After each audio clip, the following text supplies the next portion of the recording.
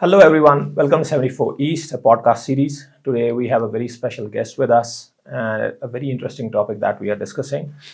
We have with us Mr. Afaq Hussain. He's a co founder and director of an economic think tank based out of New Delhi. They also have operations in the Middle East. Welcome, sir. Thank you. And the reason that we have requested Mr. Afaq to come over is to discuss a bit of geopolitics, a bit of trade, a bit of economics, and a bit of everything. And primarily and necessarily, it's about the India, Middle East, and Europe corridor, the IMEC corridor. We want to understand the nuances of it, why it is there, the geopolitics of the geostrategy of it, the geography of it, where does it fall, and to begin with, why did we need it? So, sir, first of all, welcome. Thank you. And let's jump straight to the big question. In fact, two questions. One, how did it come to be? And did we or did we not need it? I'll start with the second question first. Right. First of all, thank you so much for having me here and having this conversation, which is very important because I've done some work on this for the last many months now, which is my another affiliation, which is non-resident senior fellow at the Atlantic Council, which is a Washington-based think tank. I think in trade or in corridors, there is nothing like do we need it or do we not need it. Right. You have road, you have a link, you have connectivity, there would be cargo flowing through it. Exactly. There would be people coming through it, using it. So I don't think there is a question to ask whether we need it or we do not need it. So that's where we all are very clear about it. If we have a road, you have a linkage, you have a connectivity, the cargo and the people will flow out of it. How much, how many, what, that's a different question. That is a question to be further deep dived into. But yes, a road is there, a link is there, it will be used. How did this IMEC, India, Middle East, Europe corridor come into being? It was, we all know, G20 meeting in New Delhi in 2023. There were leaders of most of the countries present in New Delhi, and this was one of the key declarations that was made on the sidelines of G20 meeting, and one of the very celebrated outcome of G20 was when US backed this corridor under President Biden. There was India, there was Saudi, there was UAE, there was Israel, there was Jordan. So all of them came together. Yes, the signatory Israel and Jordan have not yet signed it, but they would be. They are part of the physical corridor as of now, and it goes into Europe. So they felt the need for an alternative. There's always a need for an alternative. There's always need for more routes, more connectivity options, and traditionally, historically, there's a lot of cargo movement that has happened along this corridor. IMEC is a single line corridor, which goes from Mumbai in India to Europe. It's a single line. You go from Mumbai to UAE to Saudi to Jordan to Israel and then to Europe. But historically, there are a lot of crisscross networks going on in this, whether it is from Europe to Turkey to Jordan to UAE. Syria, so there were Iraq. always Syria, Iraq. We all know those historical links. And when there is a land mass, you can draw any line on it. Exactly. It's just that our political alliances, sometimes it's a political...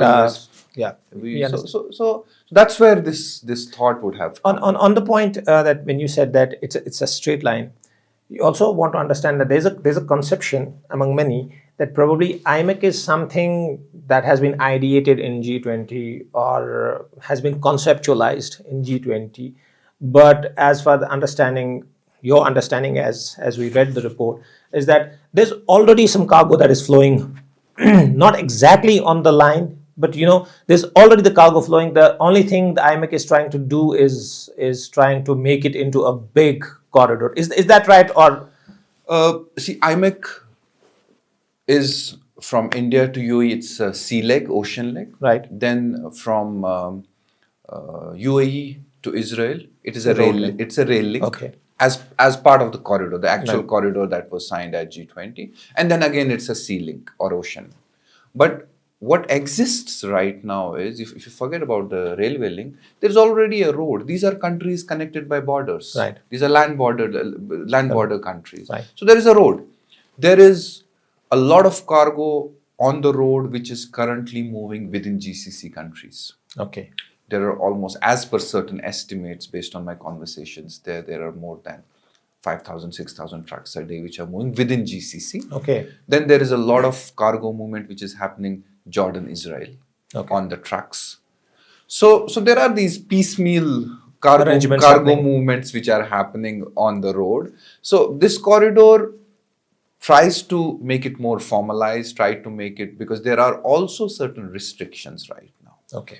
Given the political situation within the region, there are certain and historical regions between Israel and the Middle East and the Gulf. So Exactly. there are certain restrictions which does not allow a cargo which lands in Dubai, UAE, Jebel Ali, to get on a truck, move through these countries, and go into Israel. So those restrictions still exist. It cannot be done freely at this time. Okay, that gets me to the next, probably the most logical thing to know after this is that, okay, if these arrangements, peaceful arrangements exist, so what's the status of IMEC as of now, as we speak right now? After G20, like how much have we moved forward, or are there, what's the situation on the ground? 2023 September. Yes. We are almost celebrating second year anniversary today. We're almost there today, and within 1 week we had the Israel-Palestine conflict, which started within In 2023. 2023, first week of 7th October. So it didn't get time to breathe. I mean, countries didn't even get time to celebrate. Right. We didn't get time to write those op-eds Right. celebrating this corridor. Right. We didn't even get chance for that. Exactly. So as far as the progress is concerned, I'll talk about the physical corridor. India, the port is ready, Mundra, GNPT, not much infrastructural upgradation specific to corridor needed. Right. Jebel Ali, one of the best ports of the world, not much upgradation specifically for the corridor needed. Then from Jebel Ali to Haifa, that's where the rail link needs to be built. Okay. And there are almost, I think if I'm not wrong, around 2,400 kilometers of railway link that needs to be built. And having said that, but all these railway links that are to be made, whether it is in UAE, Saudi, Jordan, some of them are already part of certain national infrastructure development plans. Like in Saudi or in UAE, you have a GCC Etihad Rail project already implemented, already budgeted. But then there is this Jordan link, which is approximately 250 kilometers, which is not budgeted in any national rail plan. Okay. So we need money for that. It's kind of a missing link. Yeah, that is kind of an actual missing link, because where you still don't have any direction when, who, how that railway link is going to be built. Then there are certain patches in Israel which needs to be some 15-kilometer patch. So then you need to connect Ashdod and Haifa, Which are two ports. which are two ports of Israel. So why that is required? Because that would enhance the handling capacity of Israel. Okay. Which is also very important, because that is one of the other port side of the corridor. One is JNPT or Jebel Ali here. Then you have the other, which is Haifa. So effectively, what we are trying to do is link Indian Ocean with the Mediterranean, trying to bypass the usual Suez Canal or the Red Sea part.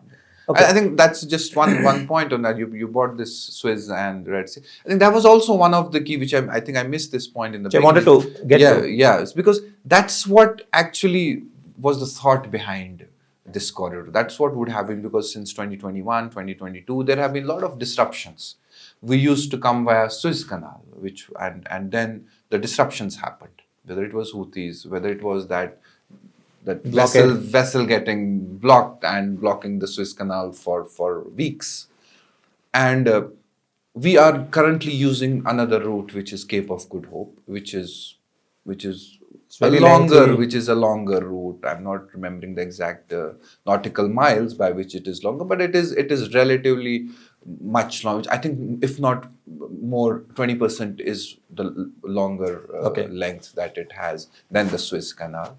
So and it's very important to understand, when a passenger or a cargo is in transit, when I say transit, when it is moving, it's a cost. Right.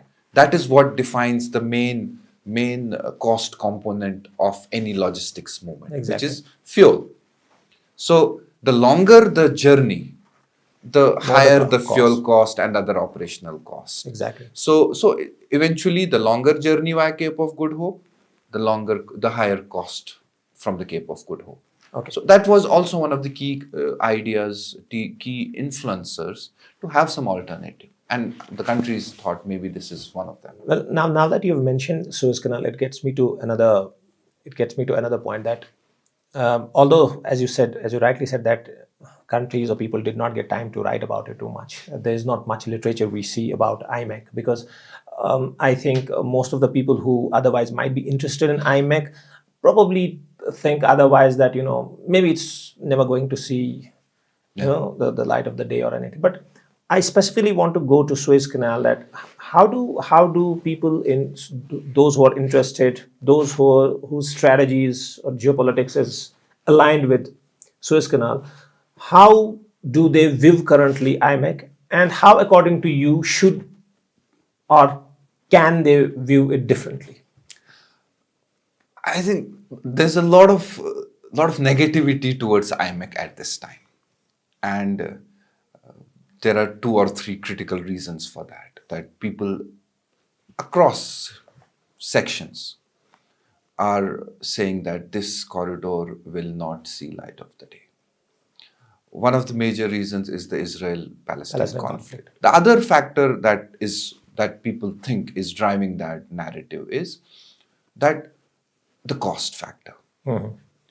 Everyone thinks that this is going to be expensive. The logic is there's ocean leg, then there is rail leg, then there's again Multiple ocean. There's a handling. multiple handling, which typically it is a cost. And yes, I do agree to some extent. Yes, multiple handlings is a cost. And especially when you have a railway leg in the middle of 2 ocean legs, it is a cost and time issue also there. Exactly. The efficiency gets impacted. Railway as a last mile connectivity or a first mile connectivity is an efficiency marker. It enhances efficiency, but railway As in a the middle middle leg. of 2 ocean legs, it is a tricky situation. Okay. I mean, your efficiency needs to be really on the top if you really have to make it happen. Right. So that's another factor. Why people think that. Then the third thing that people think that, yes, there's Turkey, there's Egypt. They're getting nervous about it. There's some anxiety or some nervousness about this corridor that it will eat into that thing. So these are the 3 main factors that this negative perception has come. I would personally believe that we need to reposition IMEC. Okay. We have been positioning IMEC as IMEC versus BRI. It's not the case. It cannot be the case. I mean, there is no match between the 2 projects. BRI is 150 countries. It already has $1 trillion of investment. Exactly. Multiple infrastructural projects. This is 5-7 countries coming together and creating a single linear road as of now.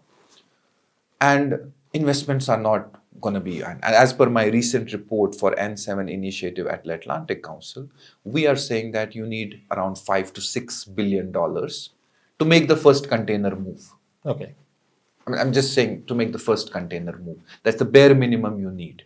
There are reports, some people say billions. It needs 5 to 7 to make that happen, to make Right. that first truck, the first railway cargo rake move. Okay.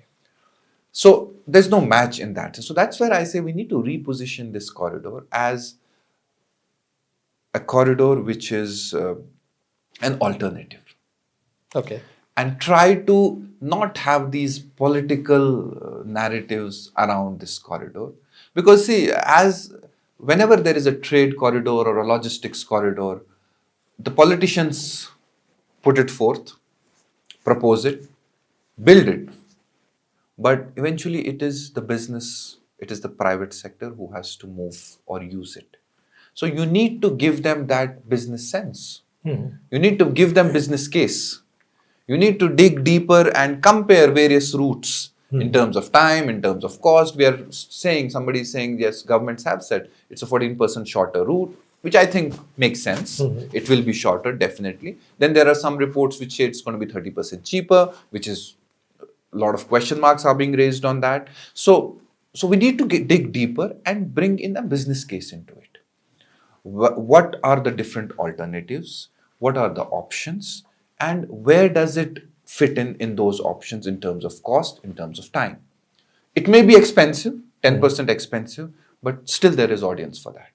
Businesses are willing to pay for that. Right. It's not, and it is happening. I have myself spoken to stakeholders, private sector stakeholders in the Middle East, where there are routes which are 2 times expensive, getting It is used. still taking carbon. Getting used. So that narrative of political, because again, we cannot completely remove the political narrative from it, but we need to add a layer of economic narrative into it. I think that's how we need to bundle it.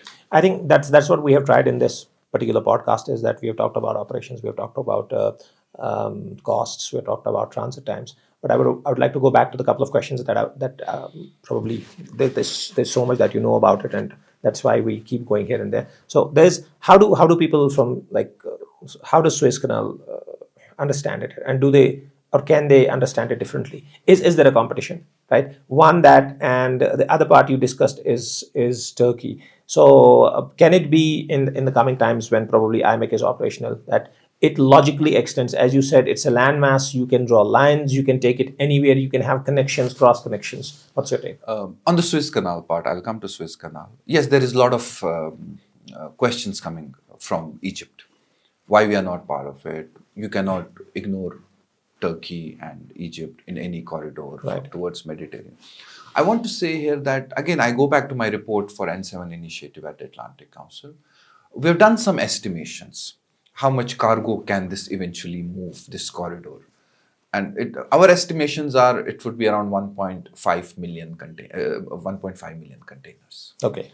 And when you compare it with Suez, it's not even 1% of it. So there is no reason for any existing corridor to be thinking that this is going to eat. But just for everybody's understanding, when you say it's going to move 1.5 million TEUs, it's annually. Annually, It's the initial number, or it's the number when it's going to be. See, I'll give you the logic to this. On the one side of the railway end is Jebel Ali. Yes. Jebel Ali's capacity is 14 million TEUs annually. Okay. On the other side is Haifa as of now. Okay. Haifa is 1.5 million TEUs. So it has to be 1.5. So it can never go beyond that 1. till that goes. So 14 million is immaterial, is irrelevant here. Okay. So that's one logic to it.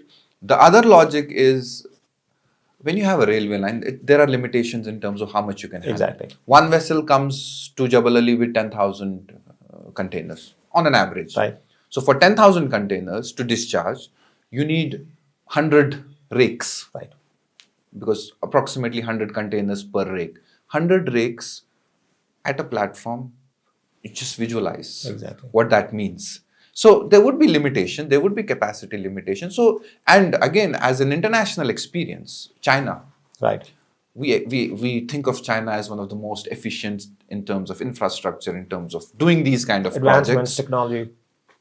The China-Europe rail, it handles 2 million annually, and it's been there for a while now. Yeah. So last year they handled around 2 million, if I'm not mistaken. So you have to keep those things, keeping those things in mind and other factors. In this report, we said that it's going to be 1.5 million. And tomorrow you will extend the railway line, you'll double the railway line or double stack, whatever you may end up doing, this will increase. But Suez Canal, it has no competition to Suez Canal in terms of numbers. Right. 1.5 and Suez is nowhere. Suez should not even think about it, to be honest with you. Exactly. They should let it happen. Let it be an alternative. So that's one. That's the Suez Canal aspect. That there is no comparison. Again, I'm saying, because we bring those narratives of, when we launch this, we bring those narratives of BRI versus IMEC. We bring the narrative that this is going to change the whole global trade. That's not going to happen. 1.5 million will not change anything. Exactly. It does not mean anything. And the another factor that we have been talking about in IMEC is, we're always thinking of it as India to Europe. So it is from point A to point B. That's not the case. When there is a corridor, there would be cargo from UAE to Israel. Right. There would be cargo from Jordan to Europe. Right. There could be cargo from India to Jordan. There are so many permutation combinations that this corridor can help us in, Exactly. which on a normal shipping route may not even think of Suez, Exactly. which may not even think of. So that's where that's what I mean by when I say that we need to look at a new narrative for IMEC if we are really interested in making it happen, if we really want it to happen.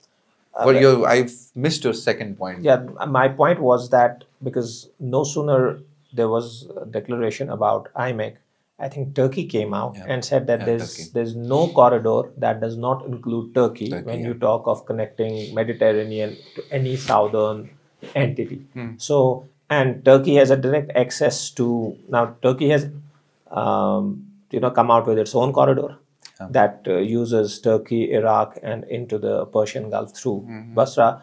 And Turkey has connections with Europe, well established connections, both maritime as well as road. And Turkey doesn't only allow access to Europe, it also allows access to Central Asia. Yeah. Then further to Russia, which again goes to China, right? Yeah. So how do we, because now that there seems to be this race of introducing corridors, like every country is thinking that okay, which corridor can I be part of? So and we also understand that all these countries, north to Middle East, there's conflict. We also understand the geopolitics of it, because I wanted to keep geopolitics towards the end of it, because that's really the elephant that we need to address in the room, and we need to discuss about that. But I first wanted to get into the operations to understand that is it even worth mentioning and going into the geostrategy part. So coming straight back to the question, Turkey said, has Turkey any advantage of linking to it, or again does IMEC need to represent itself for Turkey to consider it? See, as I mentioned, currently IMEC is a single line corridor. Okay. And there are options. There is Oman. There are other countries also who can always be part of this corridor. There would be lines drawn across. Okay. There would be lines drawn across. And Turkey is an important element in this. And Turkey can be part of it. Turkey has been part of this corridor, not IMEC, but Turkey has been used earlier also to bring cargo from Europe into Gulf. Exactly. Because there is a link. Yes. So wherever there is a link, This cannot stop. everything, and even again, I go back to my report on this N7 initiative at Atlantic Council, where we are saying that the future of this is those crisscross. It's a network of corridors. Okay. Right now, it's a single line, as you all mentioned. We all know there's a geopolitical thing going on. There is so much going on. So there's no point thinking of that crisscross at this time. Okay. But let this happen. Automatically there would, because there is so much needed on the operations part, even for this single line to happen first. Then you can think of those crisscross. Yes, to answer your question directly, there is a potential.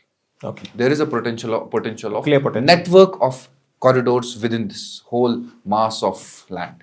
Okay, perfect. One last question on operations before we move to the geopolitical or the geostrategy part of it is that what has been the preparation of countries who are currently into the architecture of IMEC, starting with India and going into, we understand, we leave Israel as of now because there's this conflict, we can understand. But what about other Gulf countries, and what about India? Where have been the preparations? Have they worked towards it in last 2 years, or?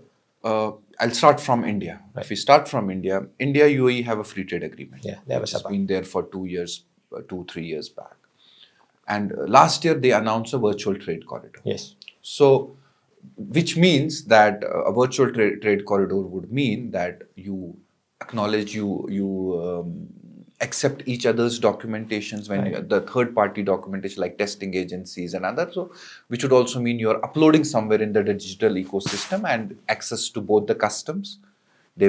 So traders, it's a completely paperless trade ecosystem that will exist, and it will also remove multiple same processes being done in multiple times, once in UAE and once in India. That will also be ended in this virtual trade corridor. And a free trade agreement gives you that leeway of having certain relaxations in documentation, in compliances, and a very significant relaxation in duty. Right. So that process has started between India and So UAE. trade harmonization is, Trade interoperability is happening between India and UAE. And traditionally, India UAE is almost 100 billion trade. We are at 100 billion, including oil trade. And very recently, our commerce minister was there, and they have decided, the two countries have said that we want to move to $100 billion Non-oil. non-oil, non-precious item trade, which is a very futuristic approach, which is a very positive approach, which will definitely play a part in this corridor also. Then you come to the other countries. That's where there's actually nothing. There are plans of infrastructural development. There are plans of port upgradations in Israel, but those are not been done just because IMEC was announced. Those They are were doing otherwise natural. also. Those are not like in India. We have another port coming up, Vadaman port coming up near JNPT. Yeah. So those are overall country development infrastructure plans, but those are not specifically IMEC plans. So beyond this India UAE, honestly, there is not much that has happened in terms of operation toward moving towards that operations where we can think of, okay, this is a step towards IMEC. Not really. Okay, probably the last part of it. Now we come to the major part. Why things have not picked up in Middle East? We understand why. Why the literature has not been, there has been not much literature about IMEC. It's because of the conflict that's in Middle East. In fact, if there is negative thinking or thought about IMEC, it's because of the conflict. So let's talk about it, because that's a reality, and it's not a conflict that's happening in the periphery of this architecture. It's happening within the architecture of this particular corridor. Two countries or three countries or even a whole region has been involved in. So, as you said, what do you think that can this corridor ever navigate, through this conflict? What do you think is the first things that need to be on the table for this corridor to even make sense to people? I think, see, as of now, if you ask me, having interacting with almost all the countries who are part of this corridor as of now, there seems to be lack of confidence on the economics and the operations of this corridors within those countries also. Okay. Even the countries who have signed it or who are going to be part of it, even they do not have confidence on the operations and economics of this corridor. Again, the reasons are political reasons, the multiple handling. So, the first thing first, as you mentioned, we need to look at the ceasefire. Okay. I think that would be the starting point, the Israel-Palestine ceasefire. Because there are countries along the corridor like Saudi and UAE, for whom I think that is going to be very critical to make any progress on this corridor. So without that, it looks very difficult to me that the leadership of the countries in the Gulf will be coming openly on this corridor. Exactly. So that's what I think is the first point. There has to be some resolution, you may call it, or some pause, or some sort of a full stop to this conflict for this to move, and that is going to be the precondition to everything that we talk about. In operations, in harmonization, customs coming together to make a seamless corridor. That would be precondition to every operational aspect that we have written in our reports, that we write in our articles to make it efficient. Right. There's another layer that has happened recently is the counter tariffs and tariffs.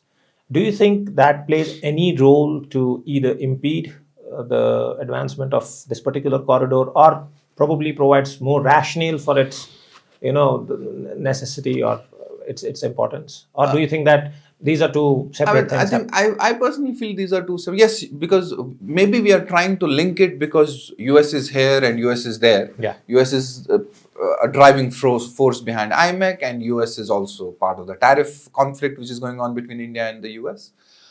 I personally feel no, because if you look at the corridor, physically US is nowhere in the corridor. Exactly. There are a lot of people are saying, what is US doing in it? What do they get? Why are they after this? So that's a separate conversation that people would have. But so I don't think there is a link to it. But one thing from the strategic point of view or from the geopolitical point of view, US has been the driving force behind this corridor. Right. I mean, US is backing this corridor, and India is going to be one of the key part of this corridor. because India is at one end of the corridor. And India and Europe, which are the two ends, both are the cargo originators and cargo consumers. So when you are a cargo originator or a cargo consumer like India, you will always be very, very important in any connectivity, in any corridor ecosystem. Exactly. So maybe if this tariff thing would not have been there, or India and US would have been in a relatively better position in terms of the bilateral thing, US and India could have come together and pushed it with UAE, because India shares a good relationship with the Gulf, whether it is UAE, whether it is Saudi. So India has a really good relationship in that region. And if India and US could have nudged them, we could have had some advancement on certain aspects. But unfortunately, that's the only link that I see between the tariffs and this corridor at this time. And then there are a lot of uh, things that we can think of, like after the tariffs have happened, India is looking at alternatives in terms of markets. Right.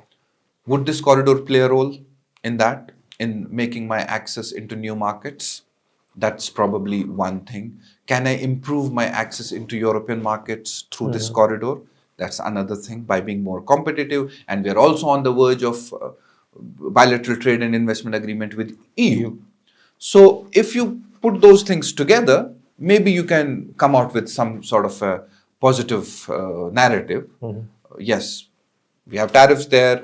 We can use corridor for alternative markets. Okay. Just on that, since we're recording this podcast on a time or a date when we have also understood that the Chabahar port is, I mean, there would be some problems as far as operations. Now, Chabahar, for all its operations, was more of a geostrategic presence than it was an economic or a trade presence. Now, just to understand that, because it happens in the same region, Yeah. right? And the axes of geostrategy, or geostrategy vis-a-vis India, now that's changing a little bit, and having another opportunity of a corridor in the same region. How do you think that the conversations are right now happening in India? And is IMEC again, would this be a point where IMEC would get some traction? And honestly, I'm scared of this for IMEC. Okay. Because there's INSTC, there's so many corridors we keep talking about, but not much we have not been able to realize the economic potential of those. And that's where private sector does not have that trust on the governments. They have lack of confidence on the government initiatives. That's where I feel that's where I'm scared. Okay. That whether this corridor will come, when you look at other corridors, not really faring well economically. You have corridors, you had INSTC, it's been around 9-10 years now since we had this Chabahar thing going on, but we could not realize it. So we need to look into those aspects very, very carefully and try to see IMEC sees light of the day. The reason I'm again and again saying that, because I think if this doesn't happen, the private sector will, one is the private sector will lose confidence on these kind of initiatives in coming years. And I think these governments will also lose some credibility for being just those announcers and not actually making the economic sense for which these corridors are meant to be. Okay. Probably one last thing that we have seen there is a lot of debate or questions vis-a-vis the neighbors within the Middle East region, that should they or should they not be part of IMEC, or can they? But there's also a region which is around India where probably a similar discussion should happen, that countries in South Asia or other neighboring countries within India, is there a possibility of extension of this IMEC within its eastern part? That can it be extended to Sri Lanka, say, for example? Can it be extended to Bangladesh? Can Bay of Bengal countries somehow get linked to it? Are there conversations happening? If not, why aren't there conversations happening like this? As I mentioned earlier at the beginning only, that this was announced in the last week of September. 7th October, we had the attack. Right. So we never we never got that chance to explore what it could achieve. What is the real potential? What is the real value this corridor could give beyond the countries also? Right. We could never do that. Because you talked about there's not much literature. There is literature, but that literature is on the political narrative only. Exactly. Nobody has gone into the details of economics. What could be the trade potential? What could be the increased commodities, new commodities that we could trade? So we could not get into that because we were completely into the political part of it. So that's where as I mentioned, this report is a step towards that. We are not answering all the economic. I will admit it. Even that report is not answering all the questions, but it's a step towards the reality. Okay. It's a step towards economics. It's a step towards operations. Now, coming to this South Asia and other countries, the Bay of Bengal, it is a possibility. You have India, the location geography of India. There is a new port which is coming up in Trivandrum, which is Virinzam port, which is one of the biggest transshipment terminal that we are going to come up. I think that has a potential to be part of this corridor. That could be the link between this Indian Ocean or whatever and into the Bay of Bengal. I think that would be something we would be really interested that probably in some of the other episodes we can just then probably talk about the eastward extension of IMEC or probably a corridor. And that is where you can actually say, now let's say China versus BRI versus IMEC. That is when we can actually talk about BRI versus IMEC conversation. Not now. Not now. And I think whilst we have this conversation, even after this or even before this, trucks are moving on the road. They're moving between Jordan and Israel, Jordan, Saudi, UAE. I mean, the cargo is moving on that. Yeah. It's not that we have all of a sudden, or not we, like the IMEC has suddenly developed that road on the map. This corridor already exists. That's what I understood. Yeah. And the cargo will keep moving on that corridor. But just briefly at the end, your organization brief.